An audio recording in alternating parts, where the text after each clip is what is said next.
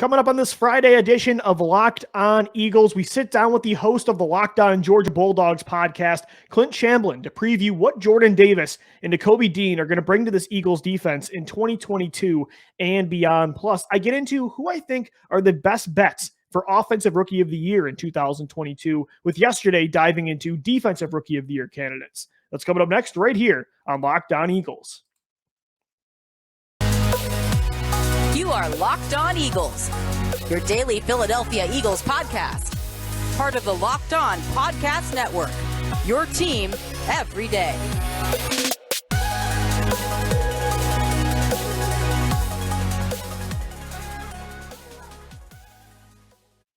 Thank you so much for making Locked On Eagles your first listen each and every day. Welcome in, Eagles fans, to a Friday edition of the show. I'm Louie DiBiase, as always, joining you Monday through Friday on all podcast platforms and on YouTube as well. Make sure you hit us up on Twitter at Locked On Birds and at DiBiase LOE. Really pumped to sit down today with the host of the Locked On Georgia Bulldogs podcast, Clint Shamblin, to preview what the dynamic Georgia duo of Jordan Davis and Nakobe Dean are going to bring to the Eagles defense this year and in the long term. That's coming up in segments 2 and 3. Again, really excited to discuss what I think could be the two best Eagles draft picks on defense in God knows how long. Since a decade ago, when you took Fletcher Cox in 2012, and 2 years before that, when you took Brandon Graham. You have not selected a defensive player in the draft since then. Early on, that has been like a heartbeat of your team.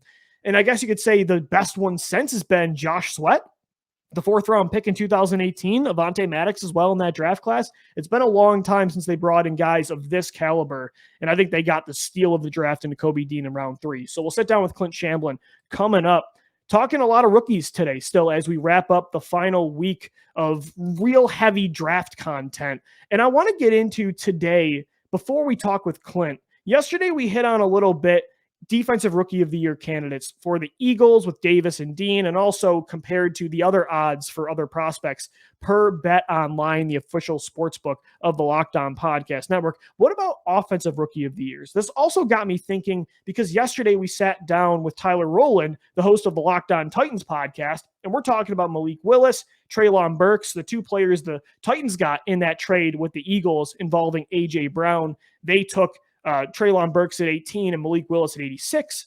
And I started thinking, I'm like, man, if I'm going to put some money down on an Offensive Rookie of the Year candidate, I really like those two Titans kids. If Ryan Tannehill doesn't play all season and Malik Willis can hit the field, if he can just get an opportunity, I would put my money on Malik Willis, especially with what's going to be really low odds. Treylon Burks, too, could come in and kind of be their version of Justin Jefferson when the Vikings lost Stephon Diggs in that blockbuster trade with Buffalo.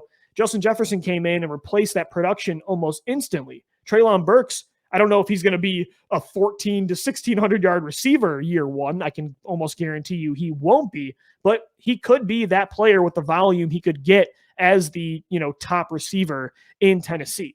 So, but that, compared to others, like who are the favorites to win Offensive Rookie of the Year in 2022?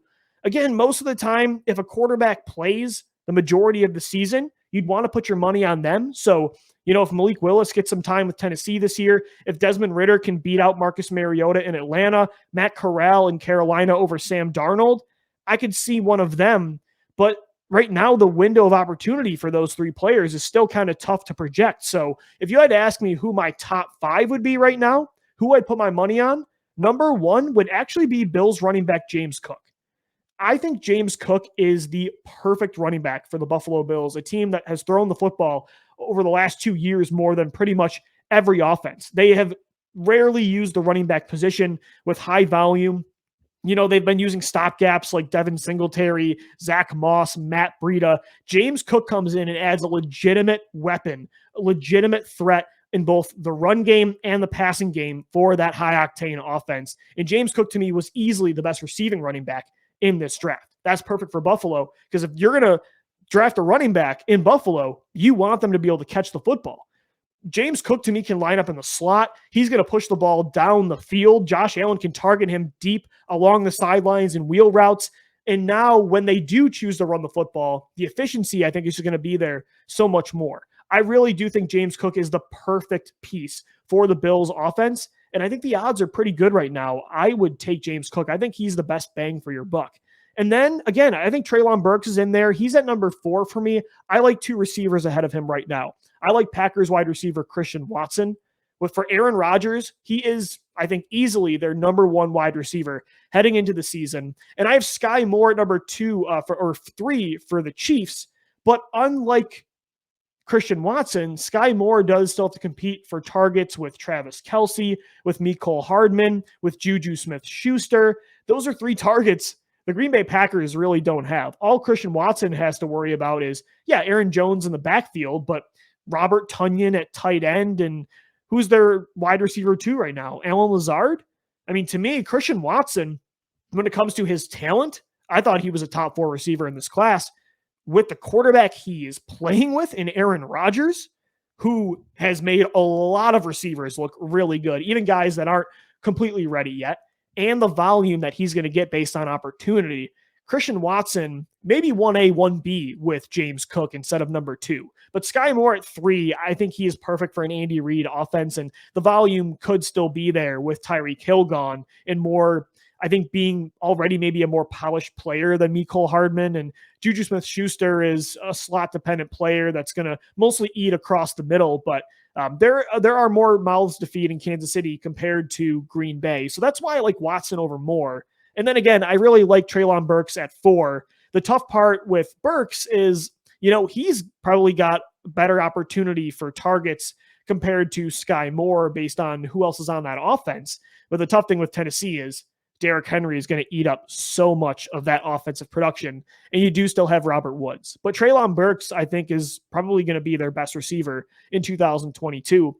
And if they can use him in a creative way like Arkansas did with run after the catch ability, getting him open in space, kind of like the Seahawks used DK Metcalf early on, use him in the screen game as well, I think those receivers, Christian Watson, Skyy Moore, and Treylon Burks, they have a better chance than even the guys taken ahead of them, ironically enough. Drake London, Chris Olave, and Jameson Williams. I like these 3. If I had to go 3 versus 3, if I had to bet on one group to come away with that award, I like Watson, Moore, and Burks over Olave, London, and Williams. And then number 5, I just want to say a quarterback. Whichever one does get the most opportunity. Right now, I would project that to be either Desmond Ridder or Matt Corral. I think they have a better opportunity to beat out Mariota and Darnold compared to Malik Willis beating out Ryan Tannehill. And I think, again, Derrick Henry is going to win you a lot of games. So Tannehill, they're not going to be forcing him out of the lineup. I think Matt Corral would probably be number 5. I think Marcus Mariota, I like Marcus Mariota. You guys know that. I still think he could be a pretty good starter. And with the Falcons, he's getting a starting opportunity. The last time you saw Mariota, he was lighting up the Chargers on Monday Night Football in 2020. I know that was 2 years ago, but that Mariota looked healthy and different. And I'm not saying that Ridder can't beat him out to be the starter, maybe even right away, but Matt Corral at some point, I can guarantee you, is going to play this year over Sam Darnold. And I like Corral's upside. It's crazy. Those 3 quarterbacks, look, I know 2022 is seen as one of the weakest quarterback classes ever, and the league proved that they felt the same way with only Kenny Pickett being a selection in the top 2 rounds. I didn't even mention Pickett, by the way, as a Rookie of the Year candidate, but I don't know how he's going to really light up this league. I don't think that's going to happen. I think he's going to be good, not great. But anyway, I think at quarterback, maybe it wasn't seen as good as I liked it, but the fact that Ridder, Corral, and Willis all fell to round 3, I think that was a little much. I think those 3, their upside, maybe you don't take them top 5, maybe you don't take them top 20 even, although I would have been comfortable with it, but to get them in round 3 is tremendous value. I think their upside, those 3 prospects, the best of a round 3 quarterback in a long time, maybe since Russell Wilson in 2012. So those are my Rookie of the Year candidates that I really like on the offensive side of the football. James Cook, number 1, Christian Watson, 2, Skyy Moore at 3, Treylon Burks, 4, and then Matt Corral at number 5. If Malik Willis was going to play for Tennessee, I'd put him at number 1, but don't know where that opportunity is going to come. All right, let's get back into a more Eagles-centric conversation about Jordan Davis and Nakobe Dean, the 2 Georgia selections for the Birds in the 2022 NFL Draft. We're going to sit down with Locked On Georgia Bulldogs host Clint Shamblin coming up next to get into what the Eagles are getting in Davis and Dean. That's coming up next right here on Locked On Eagles. Today's episode of Locked On Eagles is brought to you by Blue Nile. At BlueNile.com, you can celebrate all of life's special moments, from creating the custom engagement ring of her dreams to gifting a classic and timeless jewelry piece, all at prices you won't find at a traditional jeweler. From diamond jewelry, cocktail rings, tennis bracelets, they have it all for this Mother's Day, which is coming up in just a few days. Get your mom, wife, girlfriend, the in-laws something special this year at Blue Nile. Whether she prefers a statement piece or everyday subtle elegance, BlueNile.com has fine jewelry options for every mom. Shop high-quality classic diamond earrings, elegant tennis bracelets, or gemstone pendant necklaces. And if you're looking for jewelry, but you're having trouble choosing, Blue Nile also has experts on hand 24/7 on the phone or with online chat to help you find a memorable gift at every budget. This Mother's Day, give mom something she'll treasure forever with fine jewelry from BlueNile.com, and Locked On listeners get $50 off $500. This podcast exclusive is only good through Mother's Day, so use the promo code Locked On. That's promo code Locked On, plus every order is insured, ships free, and arrives in discreet packaging that won't give away what's inside. Shop stress-free and find your forever peace. Go to BlueNile.com today.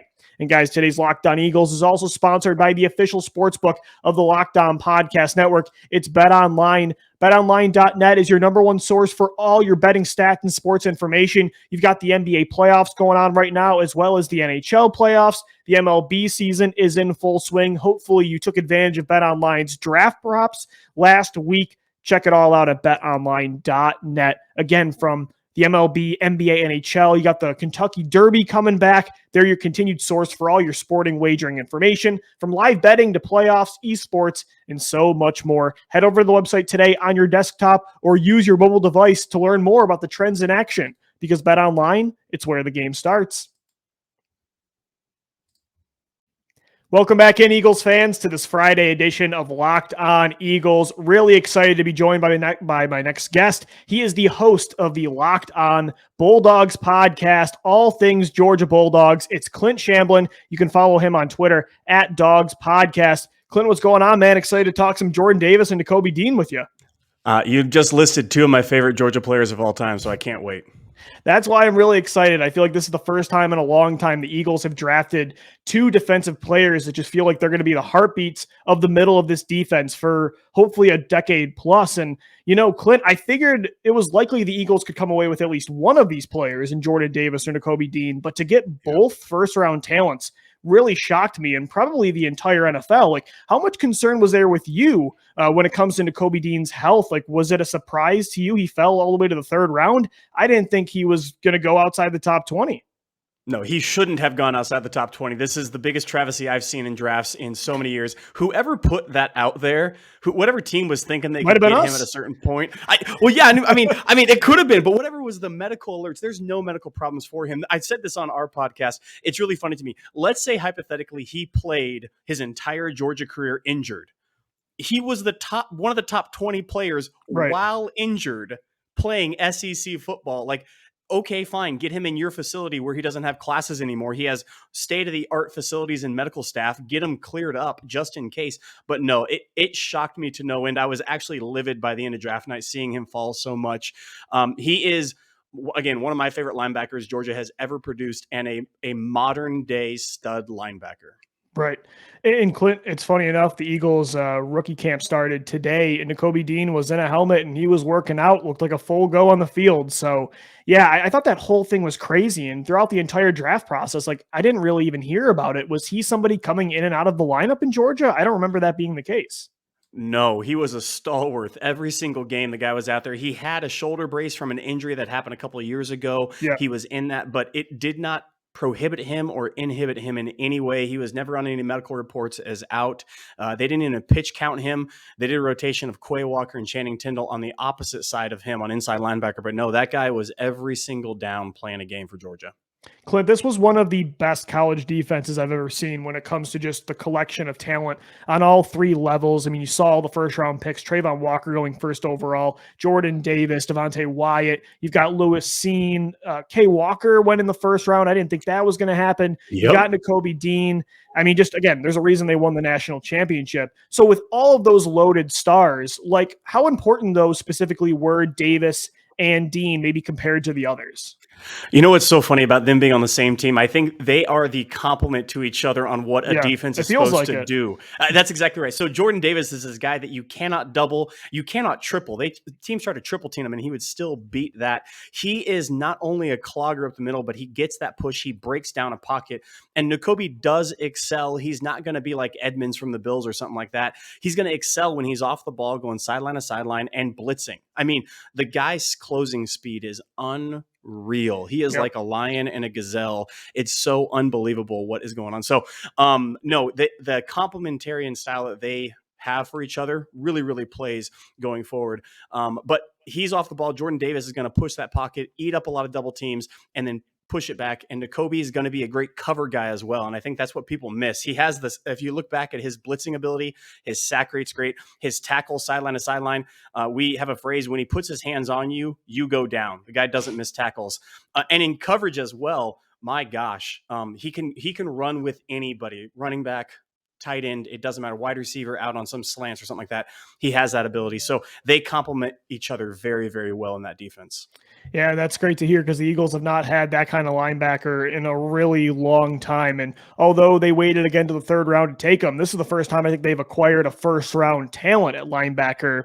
I really couldn't tell you even the last time they did that. I mean, as high as Michael Kendricks in round 2, and that was all the way back in 2012, and he wasn't even the prospect that Nakobe Dean was. Like, if you had to, again, because there were so many Georgia Bulldogs coming out of this draft, of course, the national champions in the first 2 rounds and the first 3 rounds, like if you had to rank it top 5 or, anything like that when it comes to level of importance and just overall talent, like where did Dean and Davis fit? Because there's even, prospects next year on the defensive line as well that are going to be top picks from Georgia.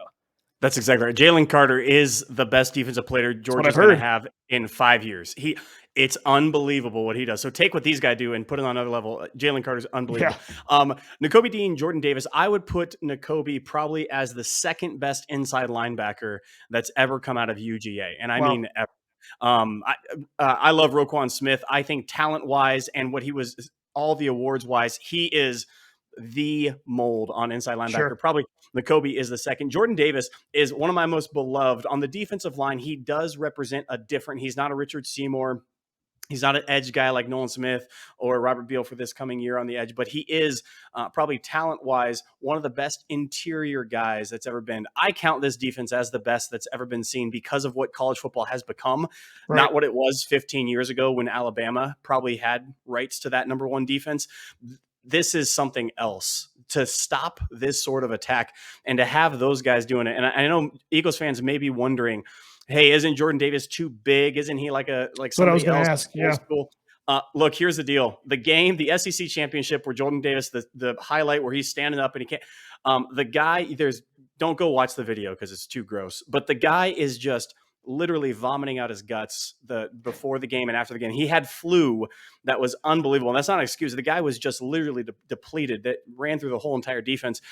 What you saw in the national championship game, that is him every other game, the whole rest of the season. I watched, again, every single game. That is who he is.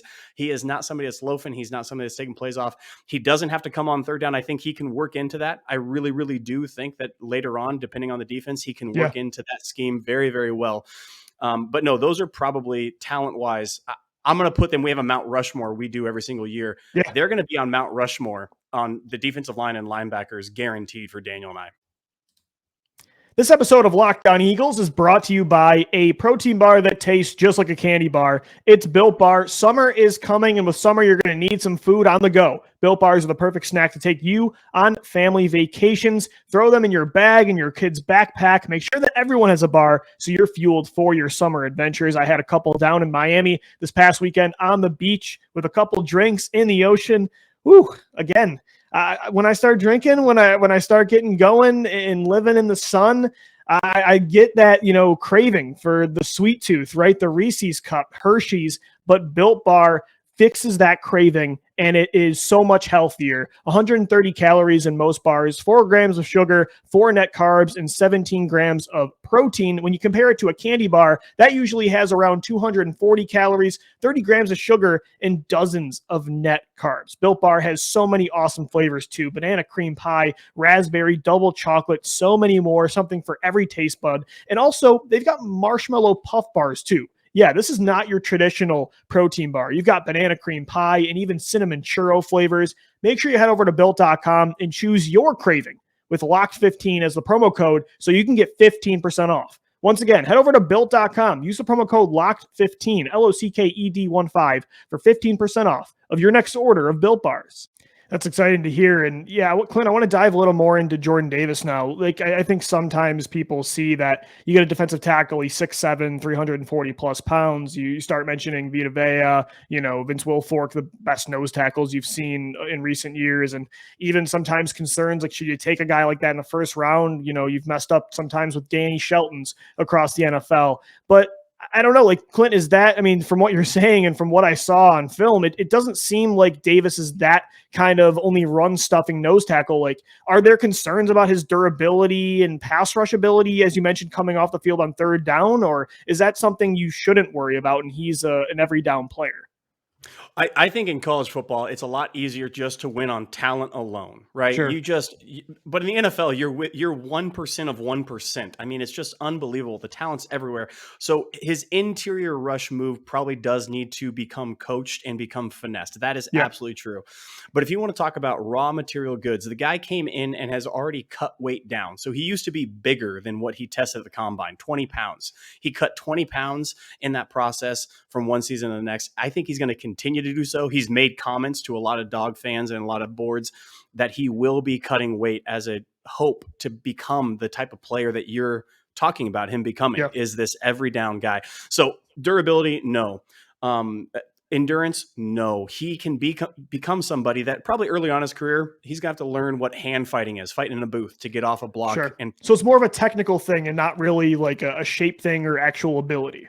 No, again, he broke the combine. He just absolutely took the combine. Yes, he did. He broke it all over the place. That is the player. And then you said you go watch film and he backs it up. The Clemson game and the Alabama game, the national championship, he ran down running backs that no man his size has a business running with. It's unbelievable what he's able to do. So that's the guy you're getting. He's probably going to have to technically get into it. And he has a coach in the D-line coach with Georgia connections. He has some relationship with him. So I think that's going to be very, very good going forward.